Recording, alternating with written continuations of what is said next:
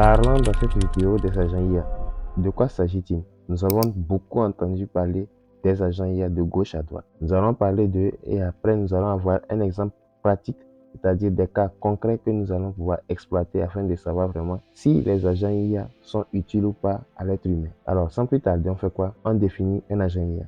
C'est quoi? C'est un programme capable de percevoir son environnement, de raisonner et de prendre des décisions de façon autonome pour atteindre un objectif. Donc, ce qu'il faut comprendre, c'est que les agents IA, ils sont comme des enfants de 7-8 ans qui commencent à comprendre les choses dans la vie. Et ils voient qu'il y a certaines choses qu'ils ne doivent pas faire. Par exemple, toucher au feu parce que ça brûle, ainsi de suite. Ou bien boire l'eau à l'envers, ça va gêner l'enfant lui-même. Ou bien il va tomber malade. Vous voyez?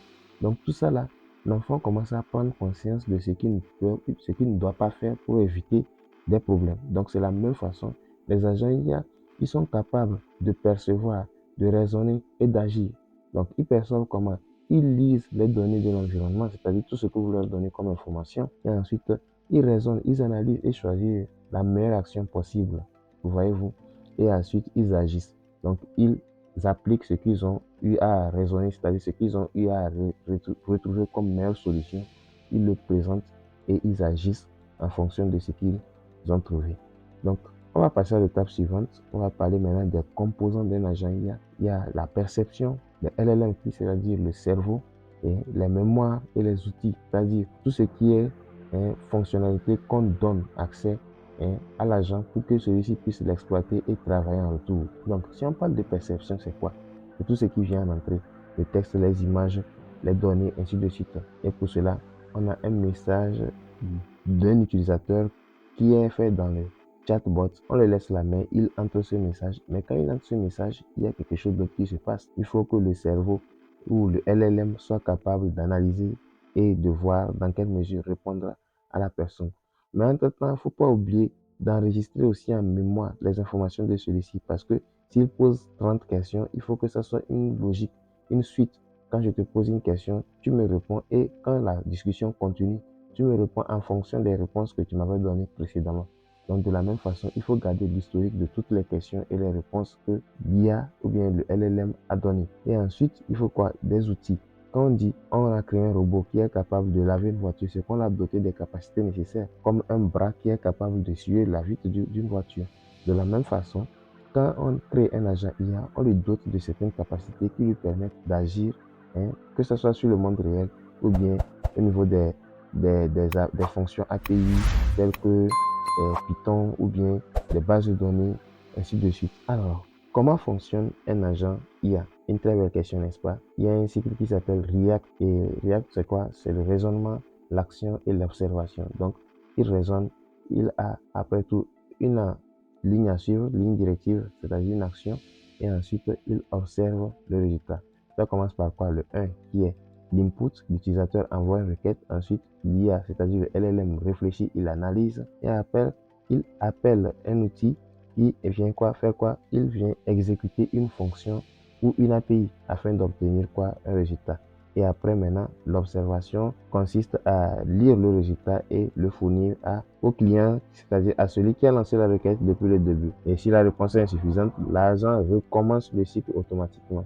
Donc, un agent est capable de recycler plusieurs fois, ce qui fait que les agents consomment beaucoup de tokens. Alors, on va parler de quelques types d'agents. Donc, il y a les agents conversationnels, les agents de recherche, les agents d'automatisation et les agents multi-agents, c'est-à-dire un agent qui encore bosse de d'autres agents. Et ça, c'est beaucoup visible dans Claude. Si vous utilisez Claude pour créer des applications, pour coder, vous allez voir ça. Il y a un agent qui fait appel à d'autres agents pour qu'ils puissent déléguer la tâche et travailler. Mais sachez qu'aujourd'hui, nous ne sommes pas encore vraiment au niveau vraiment qu'on veut vraiment être réellement. Parce qu'il y a encore de petits soucis qu'on détecte. Mais il n'y a pas de soucis, c'est quand même très exploitable. On peut l'exploiter pour faire des projets très concrets et pointus. Donc, n'oubliez pas qu'il est très important d'aller tester vous-même, toucher du bout du doigt afin de pouvoir avoir votre propre opinion sur l'idée. Donc, quand on parle d'agents conversationnels, c'est les agents qui répondent aux questions, qui discutent avec une aide d'un utilisateur. Mais dans le cas des agents de recherche, c'est quoi? C'est qu'eux, ils cherchent des informations sur le web ou dans les bases de données. Et c'est là il faut se poser beaucoup de questions. quelles sont les bases de données auxquelles il a accès et tout. Donc, on passe ensuite aux agents d'automatisation. Les agents d'automatisation, en quoi consistent-ils? Ils consistent à exécuter des tâches répétitives à la place de l'humain.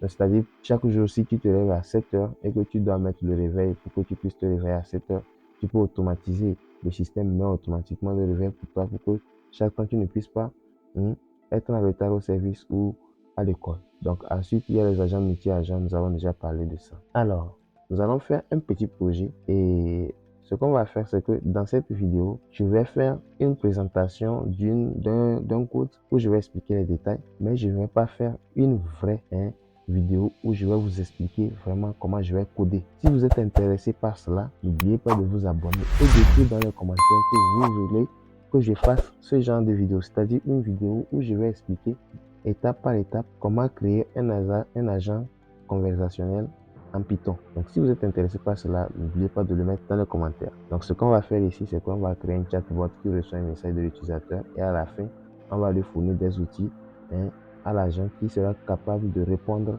ou bien d'appeler lui-même d'autres outils ainsi de suite. Donc voici comment l'architecture sera.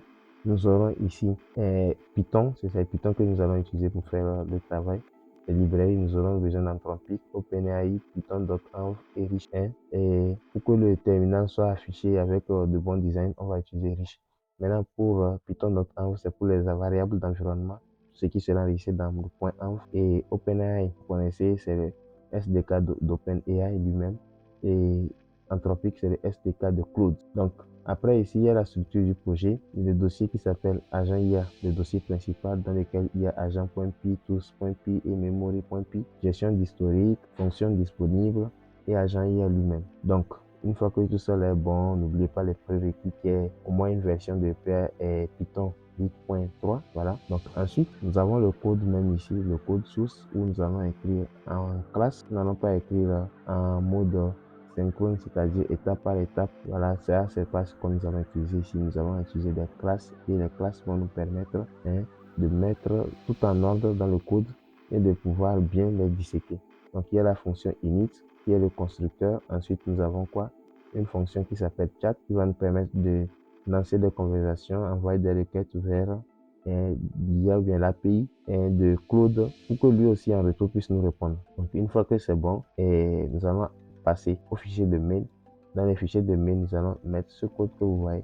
Donc vous pouvez copier, coller, aller générer un token d'agent IA Anthropic ou OpenAI et vous venez coller. Une fois que c'est bon, automatiquement vous aurez le résultat. Donc pour aller plus loin, vous pouvez ajouter des outils, ajouter une mémoire long terme, c'est-à-dire vraiment une base de données, ou ajouter une interface web, ce qui sera très joli, et faire du multi-agent.